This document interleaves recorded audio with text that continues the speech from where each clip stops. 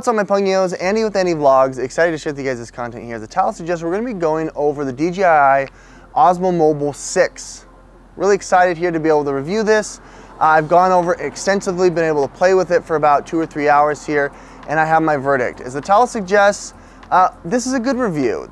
Last year, I hated the OM5. You guys can check it up in the cards or down below in the description here. But I really think they've done some huge improvements here on the device. It's bigger. It doesn't feel like my hand is overwhelming the entire remote apparatus. I think the 3-axis gimbal was tweaked slightly to actually incorporate larger phones. In the past, it was like a 250 to 270 gram limit. This is 290 now, which is great for the payload, which means that for your smaller phones, you can add a few accessories. For the iPhone 14 Pro Max, however, it does have some limitations. I pushed it to about 310, and I was able to get some stabilization with a nice lens on here, but I couldn't put a case on with the drop-in mount. I had to use one of the C-clamps, which made the fidelity of the image a little bit worse because it's not straight onto the camera. Nonetheless here, I am actually very pleased. It stretches out further than it used to. It has a really strong hinge. You're able to get really unique dynamic shots here. And then I think the revamp to the app is much better. I really like the zoom wheel here, as well as the new interface on the front. With that said, let's jump right into the review. There appears to not really be much of a big of a difference of the OM6 to the OM5. The biggest key feature difference is the tutorials and all the different settings that you can use within the app. Quick launch through the app, very portable and adjustable, Active Track 5.0, last year was 4.0. They've got the one-tap editing and the built-in extension selfie stick. What comes in the box here is the Osmo Mobile 6, the magnetic phone clip, the grip tripod, power cable pouch, and other documents.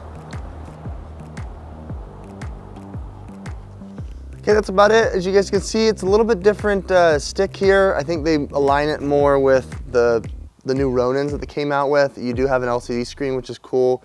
You've got your thumbstick, which seems to be a little bit more, seems to have definitely a lot more rotation here. You got your buttons, record, switch modes.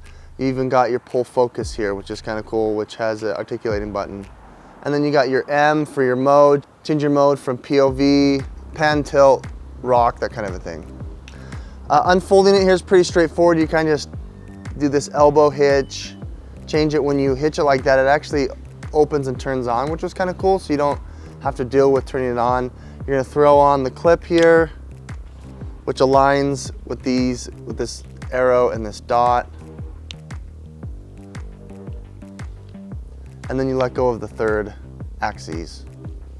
Showing you the user interface, you can see that it's got lights, LED, showing you your battery, you get your different modes. All in all, it feels much different as far as the build here. It looks like they've gone in and retooled the grip and whatnot, which I really like. You've got some rubber backing here on the back to be able to hold it. The tripod seems to be about the same, just a different color.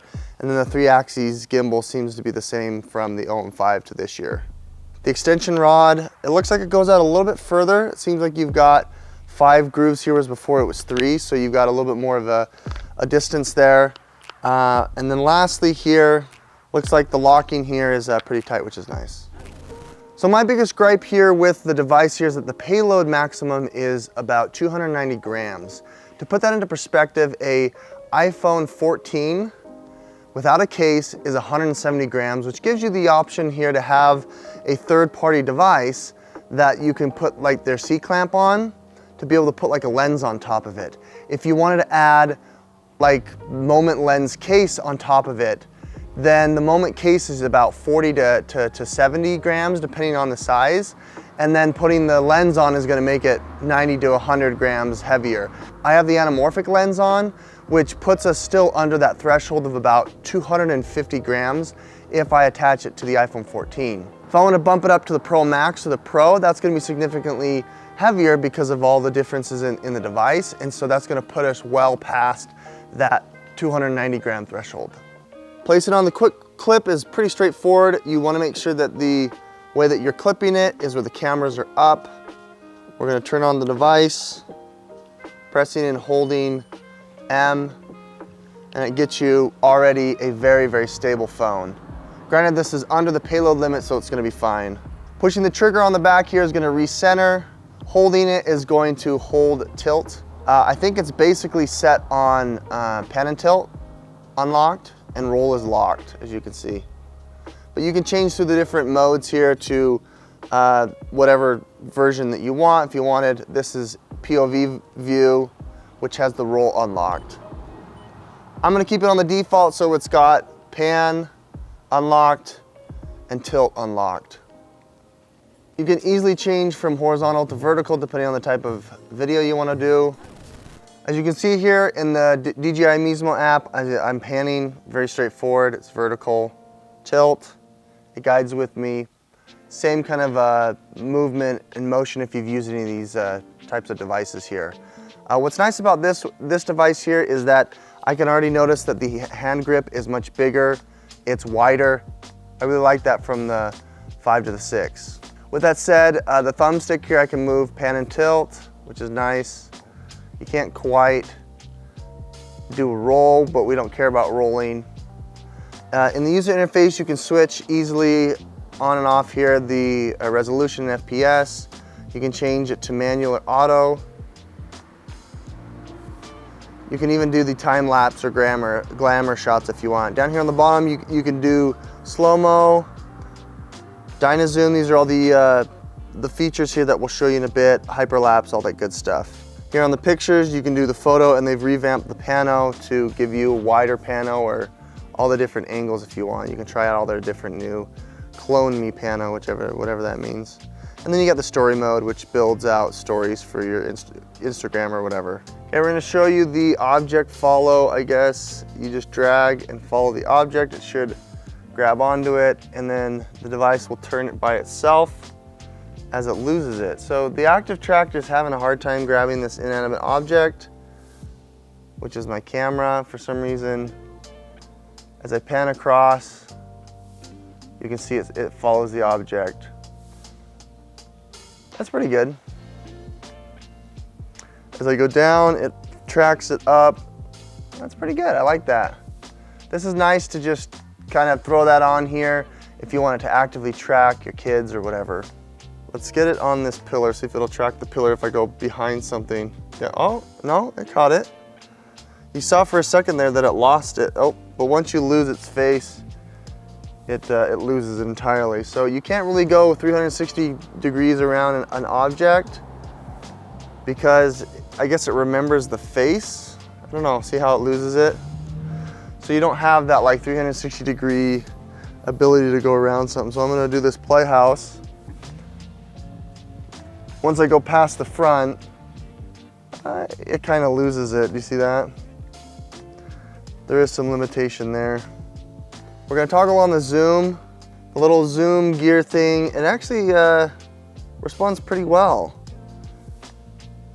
There was an update to the 14 Pro Max, and so it's actually really utilizing the cameras really well. As I zoom into 8X, it looks really, really nice.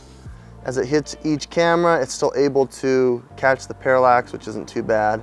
I really like that. I'm really impressed. It's very, very responsive, and it zooms very, very quickly. And it grabs focus like very, very quickly as well. Okay, I toggled on the record. We're gonna go ahead now and record our first video here. As you can see, it does track the microphone. So as I'm talking and going around my subject, you can see the levels of the mic, which I think is really, really cool. You can toggle the zoom in as well. It catches focus very, very well. And it's all around a really, really stable product. I'm really impressed. Granted, I want to be able to put a third-party like microphone on here as well as, you know, some lenses. So having that limitation is unfortunate. But if you're just, you know, going to be using this per se as your go-to for, you know, making films and videos, it does a really good job. I'm really, really impressed. It's doing exactly where I want it to go. I'm able to focus. I'm able to zoom out. Able to catch what I want to. I'm holding down the trigger here, trying to keep the pan and tilt locked as I'm zoomed in 8X, which is kind of crazy. Otherwise, this is going to be great for vlogging. Okay, we're gonna be showing you now the front-facing camera. It has kind of built into it the face detection and follow, which is fine. In order to switch, you just push, I guess the switch button, the circular arrow button once, and it'll toggle from front-facing to back-facing. Now that I'm on front-facing, if I push the trigger once, it's gonna automatically grab on to the first face it sees.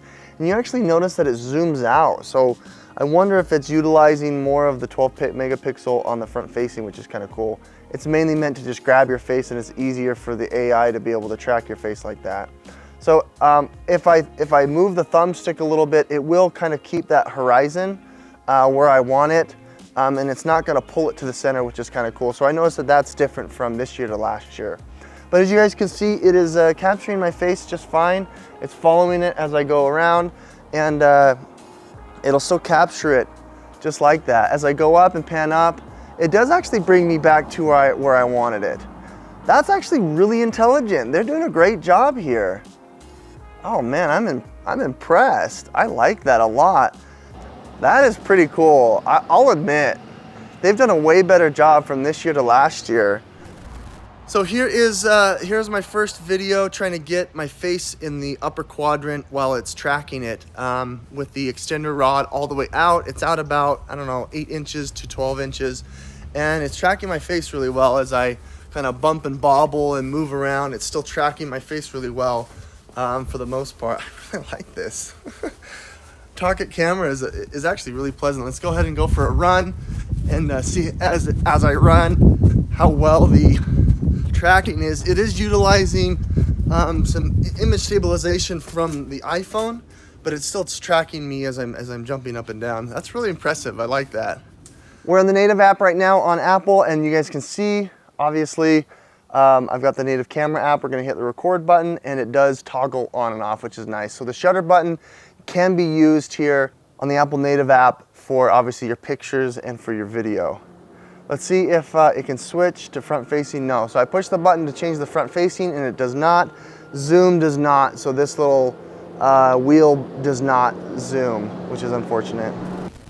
Okay, we're gonna do a test run here, adding the Moment lens here to the iPhone. I do not have a case on, I just have the C-clamp, as you can see, and it's got the wide, the 18 wide, which is one of the heaviest. Right now, it's on vertical mode, which seems to be responding very well. What I've done is I've put the clamp as close as I can to the weight of the lens to give it a little bit easier, and it seems like it's doing well.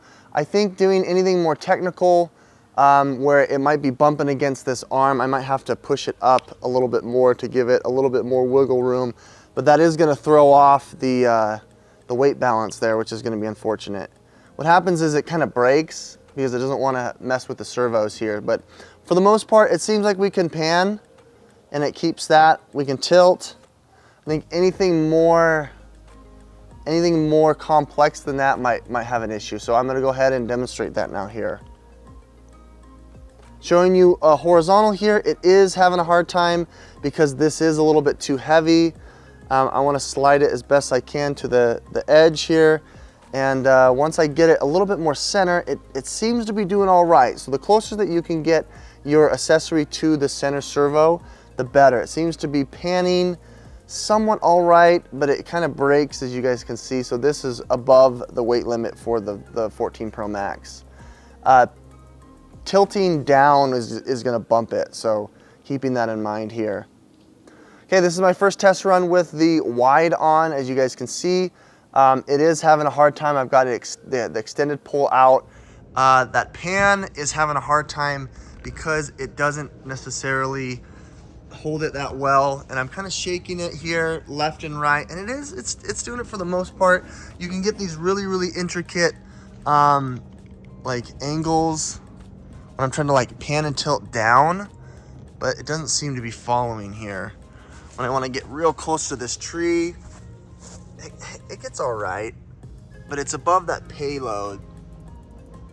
Therefore, it's probably not a good idea to be running around with this thing, but maybe if you're wanting to do something more, I don't know, cinematic, and you're not making such sharp twists and turns, you should be able to do it. Okay, we've got the iPhone 14 on here, and this seems to be responding way better. So obviously if you have the smaller phone, well, as that breaks, it doesn't like the iPhone 14 at all. Obviously having it on landscape mode is fine, but it seems like it's way too heavy.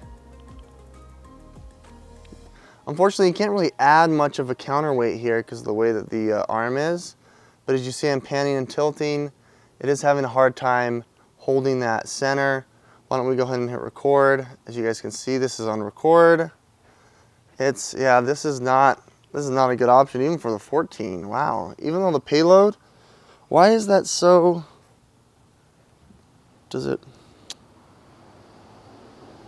maybe the phone is too small. Maybe it needs a wider phone. With a little finesse here, as you guys can see, it is now stable. We've got the lens like way close to it, and so this is definitely an option here if you want to use a third-party lens here with the OM6. Like I said at the beginning, guys, this is a great product. My verdict here is that while the app doesn't have like tons of huge game-breaking features, I think the AI face tracking is really well improved. The 5.0 is doing a great job. There are some hiccups. If you have inanimate objects, it doesn't quite track it the way you want to, but you get about 120 degrees of tracking, whereas if you have a subject, it's a little bit easier. The front-facing camera is awesome. I really like how I can hold it out with the extension rod and have it get my face and follow it, and it looks really, really good. In the past, it would focus on the center of the screen, but now you can make it dynamic where it makes sure and keeps your face in the right thirds. I'm gonna be keeping this and I'm gonna be using it moving forward here, guys. I'm really excited. Nonetheless, if you wanna check out any of my other reviews or some of these other products down below in the links in the description, we'll be there with their affiliate links. This is not a sponsored video, as I did purchase this myself. With that said, guys, hit that like button, subscribe if you wanna see more. Thanks, guys, appreciate it.